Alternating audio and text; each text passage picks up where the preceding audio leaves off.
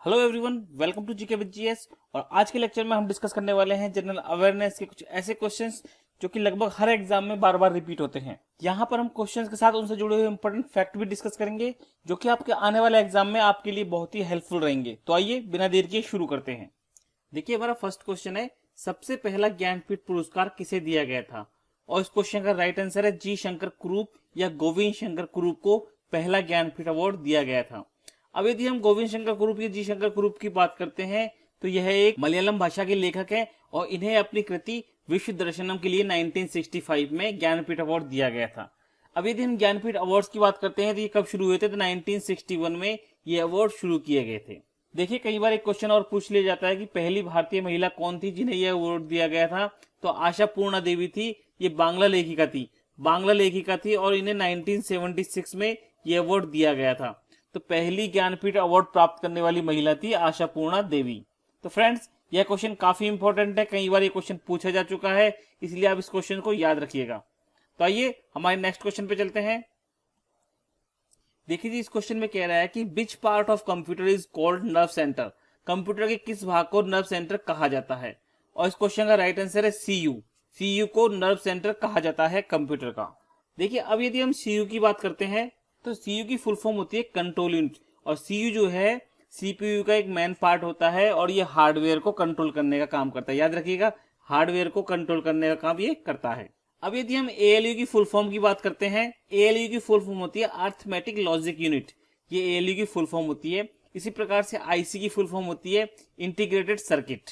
तो आप याद रखिएगा, सीयू का मतलब control unit, arithmetic logic unit, CPU का मतलब कंट्रोल प्रोसेसिंग यूनिट और आईसी का मतलब इंटीग्रेटेड सर्किट। तो काफी इंपॉर्टेंट क्वेश्चन है फ्रेंड्स ये। तो आइए नेक्स्ट क्वेश्चन पे चलते हैं। देखिए जी, इस क्वेश्चन में कह रहा है कि न प्रथम स्वतंत्रता संग्राम, ना राष्ट्रीय और ना ही स्वतंत्रता संग्राम था। ऐसा 1857 की क्रांति के बारे में किस इतिहासकार ने कहा है? तो इस क्वेश्चन का राइट आंसर है आरसी मजूमदार ने ये कहा है। आरसी मजूमदार एक काफी प्रसिद्ध इतिहासकार हैं भारत के, तो इन्होंने इस बात के लिए ये कहा है। देखिए, अब यदि 1857 की क्रांति की बात करते हैं तो 1857 की क्रांति 10 मई 1857 को मेरठ से प्रारंभ हुई थी और इसको शुरू करने वाले थे मंगल पांडे। तो आइए नेक्स्ट क्वेश्चन पे चलते हैं। देखिए, इस क्वेश्चन में पूछ रहा है कि किसने 1857 की क्रांति को बर्बरता और सभ्यता के बीच का युद्ध कहा है? और इस क्वेश्चन का राइट आंसर है टीआर होम्स जो है, इन्होंने कहा है ये। और टीआर होम्स जो है एक ब्रिटिश लेखक है। देखिए, इन्होंने भारतीयों को बर्बर कहा है और यहाँ पर सब ये अंग्रेजों के लिए कह रहे हैं, ब्रिटिश के लिए कह रहे हैं। और इनके अनुसार जब ब्रिटिश ने भारतीयों को सभ्य बनाने की कोशिश की तो उन्होंने उनके ऊपर हमला किया या युद्ध छेड़ दिया उनके खिलाफ। फ्रेंड्स, मैंने ये क्वेश्चन यहाँ इसलिए इंक्लूड किया है कि यह क्वेश्चन कई बार पूछ लिया गया है, एसएससी और रेलवे में भी कई बार ये क्वेश्चन पूछा गया है, इसलिए मैंने इस क्वेश्चन को यहाँ पर इंक्लूड किया है। तो फ्रेंड्स, यदि क्वेश्चन और ये वीडियो आपको पसंद आए तो आप इसे लाइक कर सकते हैं और हमारे चैनल को सब्सक्राइब कर सकते हैं। तो आइए नेक्स्ट क्वेश्चन पे चलते हैं।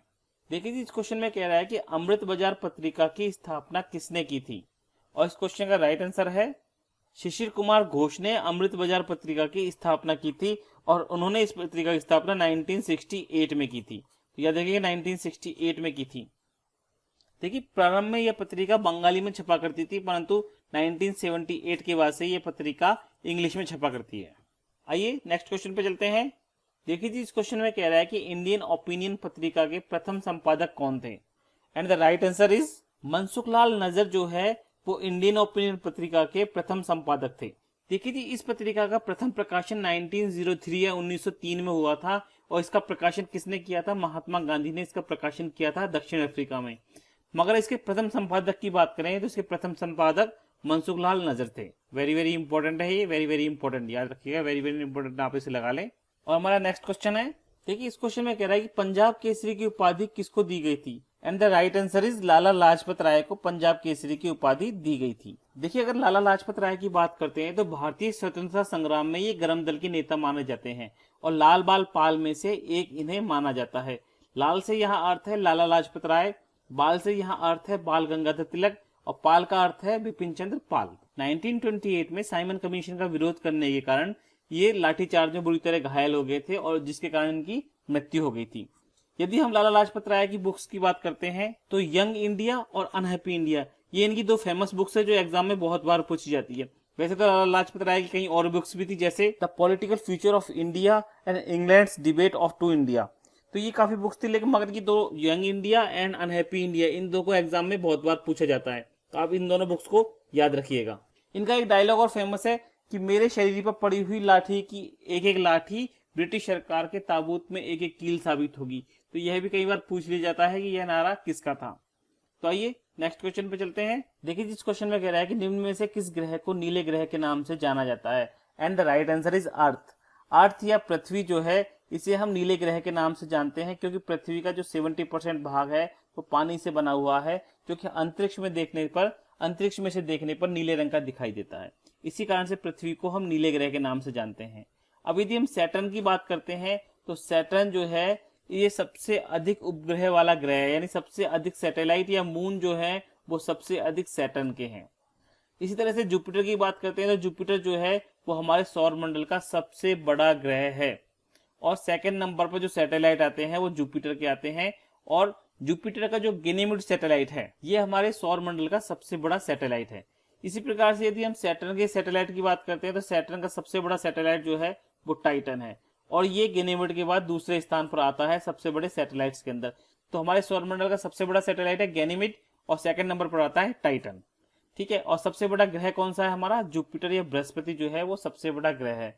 यदि हम मार्स की बात करते हैं तो मार्स को हम लाल ग्रह भी कहते हैं। लाल ग्रह से इसलिए कहा जाता है क्योंकि इसका अधिकतर भाग जो है वो लोहे से बना हुआ है, और लोह एस की मात्रा इसके अंदर बहुत अधिक है, इस कारण से ये लाल रंग का चमकता हुआ दिखाई देता है, और इसीलिए हम इसे लाल ग्रह भी कहते हैं। अब यदि मार्स या मंगल के उपग्रहों की बात की जाए तो मंगल के दो उपग्रह हैं, फोबोस और डीमोस। तो आप याद रखिएगा, दो उपग्रह मंगल के हैं, एक उपग्रह जो है अर्थ का है, मून जिसे हम कहते हैं। चंद्रमा जो है पृथ्वी का सैटेलाइट है, बुध और शुक्र के कोई भी सैटेलाइट नहीं है। तो काफी इंपॉर्टेंट क्वेश्चन बन जाता है ये, तो आप याद रखिएगा इस क्वेश्चन को। तो आइए नेक्स्ट क्वेश्चन पे चलते हैं। देखिए जी, इस क्वेश्चन में पूछ रहा है कि मिनी माता रोग किसके कारण होता है, और इस क्वेश्चन का राइट आंसर है मरकरी या पारा।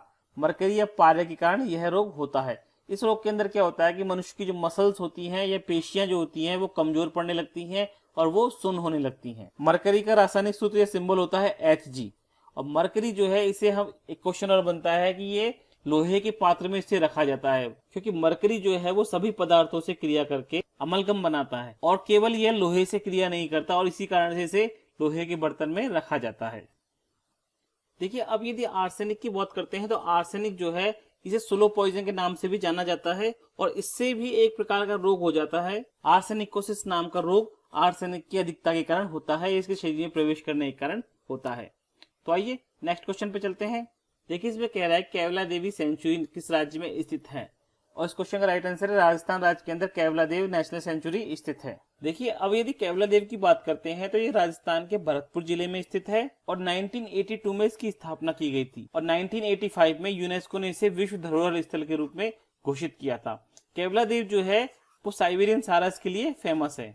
तो आइए नेक्स्ट क्वेश्चन पे चलते हैं। देखिए जी, इस क्वेश्चन में कह रहा है कि जापान में होशु नामक द्वीप किस लिए फेमस है, and the right answer is oil के लिए ये फेमस है। देखिए, अब यदि होशु द्वीप की बात करते हैं तो होशु द्वीप या तेल के साथ साथ कॉपर और जिंक के लिए फेमस है। यहाँ कॉपर और जिंक भी पाया जाता है, और ये होशु द्वीप जो है वो जापान की राजधानी टोक्यो में ही स्थित है। तो टोक्यो इसी द्वीप के ऊपर स्थित है। अब यदि मैं जापान की मुद्रा की बात करता हूँ, यहाँ की करेंसी की बात करता हूँ, तो येन यहाँ की करेंसी है। और द्वितीय विश्व युद्ध में जब अमेरिका ने जिस शहर हिरोशिमा के ऊपर बम गिराए थे या एटम बम गिराए थे, वो हिरोशिमा शहर भी होशु द्वीप पर ही स्थित है। तो काफी इंपॉर्टेंट क्वेश्चन बन जाता है यहाँ पर ये। तो आइए नेक्स्ट क्वेश्चन पे चलते हैं। देखिए जी, इस क्वेश्चन में कह रहा है कि मकड़ियों में कितनी जोड़ी आंखें होती है, and the right answer is 4 जोड़ी आंखें होती है। इसका अर्थ यह है कि 8 आंखें होती है मकड़ियों के अंदर, मगर कुछ प्रजातियों में 8 से कम आंखें भी होती हैं। तो आप, ऐसा नहीं है कि फिक्स 8 आंखें होती हैं, मगर कुछ अलग कई तरह की प्रजातियां मकड़ी की पाई जाती है, जिनमें से 8 या उससे कम आंखें भी कई प्रजातियों में पाई जाती है। अब यदि हम मकड़ी की बात करते हैं तो मकड़ी जो है वो जंतुओं के आर्थ्रोपोडा संघ के अंदर आती है, और आर्थ्रोपोडा संघ जो है वो जंतुओं का सबसे बड़ा संघ है।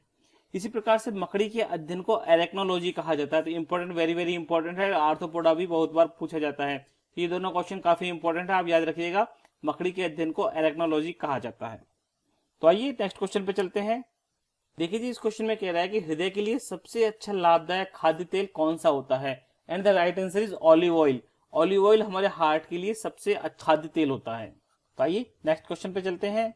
देखिए जी, इसमें कह रहा है कि क्रिकेट की गेंद का वजन कितना होता है, and the right answer is option first 159.9 ग्राम से लेकर 163 ग्राम क्रिकेट की बॉल का वजन होता है। देखिए, अब यदि हम बैट की लंबाई की बात करते हैं तो बैट की लंबाई 38 इंच होती है, ठीक है। और इसी प्रकार से यदि हम बैट की चौड़ाई की बात करते हैं तो 4.25 इंच जो है वो मैक्सिमम चौड़ाई होती है किसी भी बैट की, क्रिकेट बैट की। इसी प्रकार से हम क्रिकेट की पिच की बात करते हैं तो 22 गज जो है वो क्रिकेट की पिच की लंबाई होती है। तो फ्रेंड्स, आपको याद रखना है, कई बार ये क्वेश्चन पूछ लिया जाता है। तो आइए नेक्स्ट क्वेश्चन पे चलते हैं। देखिए जी, इस क्वेश्चन में कह रहा है कि निम्न में से कौन सा क्षेत्र धान का कटोरा कहलाता है, और इस क्वेश्चन का राइट आंसर है कृष्णा गोदावरी का जो डेल्टा क्षेत्र है उसे हम धान का कटोरा कहते हैं। अब यदि मैं राज्यों की बात करूं तो छत्तीसगढ़ राज्य को हम धान का कटोरा कहते हैं, क्योंकि भारत में सबसे अधिक धान जो है वो छत्तीसगढ़ में उत्पन्न होता है या पैदा होता है। तो आइए नेक्स्ट क्वेश्चन है। देखिए, इस क्वेश्चन में कह रहा है कि पहले 2 क्रिकेट विश्व कप टूर्नामेंट जीतने वाली टीम कौन सी थी, and the right answer is West Indies जो है वो 2 लगातार टूर्नामेंट जीतने वाली टीम थी। देखिए, अब यदि हम क्रिकेट टूर्नामेंट या विश्व कप टूर्नामेंट की बात करते हैं तो पहला विश्व कप खेला गया था 1975 में और दूसरा खेला गया था 1979 में, और ये दोनों विश्व कप जो है वो वेस्ट इंडीज की टीम ने जीते थे। अब यदि हम भारत के विश्व कप जीतने की बात करते हैं तो 1983 में भारत ने विश्व कप जीता था और कपिल देव जो है उस समय टीम के कप्तान थे। यदि हम दूसरे विश्व कप की बात करते हैं तो दूसरा विश्व कप भारत ने 2011 में जीता था और धोनी जो है वो उस समय कप्तान थे भारतीय टीम के। तो ये वेरी वेरी इंपॉर्टेंट है, आप याद रखिएगा इस चीज को। तो आइए नेक्स्ट क्वेश्चन पे चलते हैं। देखिए जी, इस क्वेश्चन में कह रहा है कि मोडी लिपि का प्रयोग किस अभिलेखों में प्रयोग किया जाता था, यानी ये पूछ रहा है कि मोडी लिपि किसके अभिलेखों में यूज किए जाते थे, and the right answer is Maratha. Maratha जो है वो अपने अभिलेखों में मोडी लिपि का यूज करते थे। देखिए, अब यदि हम मोडी लिपि की बात करते हैं 1950 में 1950 से इसे आधिकारिक रूप से बैन कर दिया गया था और 1950 के बाद से मराठी लिखने के लिए देवनागरी लिपि का यूज किया जाता है। तो आप याद रखिएगा इस चीज को। तो आइए नेक्स्ट क्वेश्चन पे चलते हैं। देखिए, इस क्वेश्चन में कह रहा है कि निम्न में से कौन सा नेशनल पार्क उत्तर प्रदेश के अंदर स्थित है, और इस क्वेश्चन का राइट आंसर है दुधवा नेशनल पार्क जो है वो यूपी के अंदर या उत्तर प्रदेश के अंदर स्थित है। देखिए, अब यदि हम अपने बाकी ऑप्शंस की बात करते हैं तो दाचीगाम जो है ये नेशनल पार्क जो है हमारा जम्मू कश्मीर के अंदर है। इसी प्रकार से हेमिश नेशनल पार्क जो है ये हमारा लद्दाख के अंदर है, और वन विहार नेशनल पार्क जो है ये मध्य प्रदेश की राजधानी भोपाल के अंदर स्थित है। अब यदि हम बात करें सबसे अधिक नेशनल पार्क कहां पर है तो मध्य प्रदेश के अंदर सबसे अधिक नेशनल पार्क है 9। इसी प्रकार से हमारे अंडमान निकोबार के अंदर भी 9 नेशनल पार्क है, तो एमपी और अंडमान निकोबार के अंदर 9 नेशनल पार्क हैं। तो वेरी वेरी इंपॉर्टेंट क्वेश्चन है, याद रखिएगा इस चीज को, वेरी वेरी इंपॉर्टेंट लगा लीजिए आप इसे। और आइए नेक्स्ट क्वेश्चन पे चलते हैं। देखिए, इस क्वेश्चन में कह रहा है कि भारत की प्रथम महिला नोबेल पुरस्कार विजेता कौन थी, and the right answer is mother Teresa जो है वो पहली महिला थी नोबेल पुरस्कार जीतने वाली भारतीय। देखिए, यदि मदर टेरेसा की बात करते हैं तो इन्हें 1979 में इन्हें नोबेल पुरस्कार मिला था और इन्हें शांति के लिए नोबेल पुरस्कार मिला था। अब यदि हम भारत के पहले नोबेल पुरस्कार की बात करते हैं तो ये 1913 में यानी 1913 के अंदर रविंद्रनाथ टैगोर को उनकी कृति गीतांजलि के लिए दिया गया था। अब यदि मैं दूसरे नोबेल पुरस्कार की बात करता हूं तो दूसरा नोबेल पुरस्कार 1930 के अंदर सीवी रमन को मिला था, जो कि रमन इफेक्ट के लिए। तो 1930 में इन्हें रमन इफेक्ट के लिए फिजिक्स का नोबेल पुरस्कार मिला था, और सीवी रमन जो है वो पहले एशियन और पहले इंडियन थे फिजिक्स में नोबेल पुरस्कार जीतने वाले। और इन्होंने रमन प्रभाव या रमन इफेक्ट की खोज 28 फरवरी 1928 को की थी, और इसीलिए हम 28 फरवरी के दिन नेशनल साइंस डे मनाते हैं। आइए नेक्स्ट क्वेश्चन पे चलते हैं। देखिए जी, इस क्वेश्चन में कह रहा है कि किस चोल राजा ने जल सेना प्रारंभ की थी, and the right answer is Rajaram प्रथम। राजाराम प्रथम ने जल सेना प्रारंभ की थी। अब यदि हम बात करें कि चोल वंश की स्थापना किसने की थी तो विजयालय ने चोल वंश की स्थापना की थी। तो आइए नेक्स्ट क्वेश्चन पे चलते हैं। देखिए जी, इस क्वेश्चन में कह रहा है कि संयुक्त राज्य अमेरिका में सिलिकॉन वैली कहां पर स्थित है, और इस क्वेश्चन का राइट आंसर होगा कैलिफोर्निया के अंदर संयुक्त राज्य अमेरिका की सिलिकॉन वैली स्थित है। इसी प्रकार से भारत की सिलिकॉन वैली की बात करते हैं तो बेंगलुरु को भारत की सिलिकॉन वैली कहा जाता है। अब बेंगलुरु को सिलिकॉन वैली इसलिए कहा जाता है क्योंकि बेंगलुरु के अंदर कंप्यूटर बनाने वाली कंपनियां या सॉफ्टवेयर से रिलेटेड कंपनियों की तादाद सबसे अधिक है, और इसी प्रकार से कैलिफोर्निया के अंदर भी सभी कंप्यूटर बनाने वाली कंपनियों की हेडक्वार्टर है या उनकी ऑफिसेज हैं, इसलिए कैलिफोर्निया को सिलिकॉन वैली कहा जाता है अमेरिका की। तो आइए नेक्स्ट क्वेश्चन पे चलते हैं। देखिए जी, इस क्वेश्चन में कह रहा है कि संसार का सर्वाधिक जन घनत्व वाला मरुस्थल कौन सा है, और इस क्वेश्चन का राइट आंसर है कालाहारी मरुस्थल जो है वो सर्वाधिक जनसंख्या घनत्व वाला मरुस्थल है। अब यदि हम बात करते हैं कि सबसे बड़ा मरुस्थल कौन सा है या डेजर्ट कौन सा है विश्व में, तो सहारा मरुस्थल जो है सबसे बड़ा मरुस्थल है। इसी प्रकार से भारत का सबसे बड़ा रेगिस्तान कौन सा है, तो थार का मरुस्थल जो है वो सबसे बड़ा रेगिस्तान है भारत का। अब यदि कालाहारी की बात करते हैं तो यहाँ पर जनसंख्या घनत्व 83 व्यक्ति प्रति वर्ग किलोमीटर है। तो ये कई बार पूछा हुआ क्वेश्चन है, आप याद रखिएगा इस क्वेश्चन को। And the next question is, देखिए जी, इस क्वेश्चन में कह रहा है कि सुभाष चंद्र बोस ने दिल्ली चलो का नारा किस देश में दिया था, and the right answer is Singapore में इन्होंने दिल्ली चलो का नारा दिया था। तो 5 जुलाई 1943 को इन्होंने सिंगापुर के टाउन हॉल से यह नारा दिया था। तो याद रखिएगा, वेरी वेरी इंपॉर्टेंट है। सुभाष चंद्र बोस ने एक नारा और दिया था कि तुम मुझे खून दो मैं तुम्हें आजादी दूंगा, तो यह भी सुभाष चंद्र बोस का ही नारा था। तो आइए नेक्स्ट क्वेश्चन पे चलते हैं। देखिए जी, इस क्वेश्चन में पूछ रहा है कि विषुवत वृत्त को या विषुवत रेखा को 2 बार काटने वाली नदी कौन सी है। तो जायरे नदी जो है वो विषुवत रेखा को 2 बार काटने वाली नदी है। देखिए, अब यदि जायरे नदी की बात करते हैं तो इस नदी को कांगो नदी के नाम से भी जाना जाता है और इसकी कुल लंबाई 4700 किलोमीटर है। और अफ्रीका की ये दूसरे सबसे लंबी नदी है, याद रखिएगा, दूसरी सबसे लंबी नदी है अफ्रीका की। तो सबसे लंबी नदी कौन सी है, तो नील नदी जो है वो अफ्रीका की सबसे लंबी नदी है, और नील नदी अफ्रीका के साथ साथ विश्व की सबसे लंबी नदी है। अब यदि विषुवत रेखा की बात करते हैं तो 13 देश जो हैं वो विषुवत रेखा के ऊपर स्थित हैं। वेरी वेरी इंपॉर्टेंट है, ये याद रखिएगा, 13 देश। अब यदि विषुवत रेखा की बात करते हैं तो इसे भूमध्य रेखा, महान वृत्त या 0 डिग्री अक्षांश के नाम से भी जाना जाता है, कई नामों से इसे जाना जाता है। तो वेरी वेरी इंपॉर्टेंट है ये। तो आइए नेक्स्ट क्वेश्चन पे चलते हैं। देखिए जी, इस क्वेश्चन में कह रहा है कि जनजाति एवं देशों के युग में से कौन सा एक गलत है। तो हमें एक यहाँ गलत चूज करना है कि गलत कौन सा दे रखा है। तो बर्बर जनजाति जो है वो मोरक्को में पाई जाती है, बिल्कुल सही है। देखिए नेक्स्ट है इनुइट जनजाति, ये कनाडा में पाई जाती है, बिल्कुल सही है। गौंड जनजाति बिल्कुल भारत में पाई जाती है। और सेमांग जनजाति इंडोनेशिया में ये नहीं पाई जाती, सेमांग जनजाति इंडोनेशिया में नहीं पाई जाती है, ये मलेशिया के अंदर पाई जाती है। तो आप याद रखिएगा इसको। तो यहाँ पर हमें 4 देशों की जनजातियों के नाम पता चल चुके हैं, तो ये भी वेरी वेरी इंपॉर्टेंट बन जाता है हमारे एग्जाम के पॉइंट ऑफ व्यू से। सो स्टूडेंट्स, आज के लेक्चर में बस इतना ही। उम्मीद है ये क्वेश्चंस आपको पसंद आए होंगे और इनसे आपको कुछ नया सीखने को मिला होगा। तो इसी तरह के इंपॉर्टेंट क्वेश्चंस के साथ में, नॉलेजेबल वीडियो के साथ में मिलते हैं अपने नेक्स्ट वीडियो में।